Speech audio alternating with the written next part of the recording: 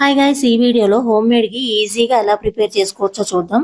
నేను పెరుగు మీద మీగడ్ని 10 డేస్కి ఒకసారి ఫ్రిడ్జ్ లో పెట్టి స్టోర్ చేసుకుంటాను. అలా స్టోర్ చేసిన మీగడ్ని మిక్సీ జార్ లో వేసి 2 మినిట్స్ అనేది మనం మిక్సీ చేసామంటే మీగడలో నుంచి వెన్న అనేది సపరేట్ అయిపోతుంది. ఆ వెన్నని మనం వేరే గిన్నెలోకి సపరేట్ చేసేసుకోవాలి.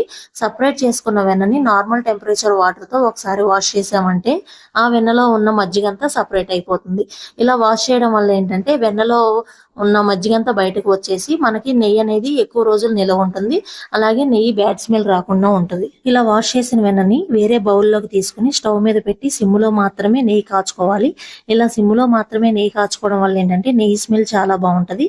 అలాగే నెయ్యి కాచేటప్పుడు ఒక 1 టేబుల్ స్పూన్ మెంతులు వేసారంటే నెయ్యి గుమగుమలాడుతూ ఉంటుంది. అలాగే ఆరోగ్యానికి కూడా చాలా మంచిది. ఇలా నెయ్యి కాచేటప్పుడు వచ్చే కింద భాగాన్ని మీరు ఏమంటారో నాకు కామెంట్ సెక్షన్ లో చెప్పండి. చాలా ఈజీగా నెయ్యి అనేది మనం ఇంట్లోనే ప్రిపేర్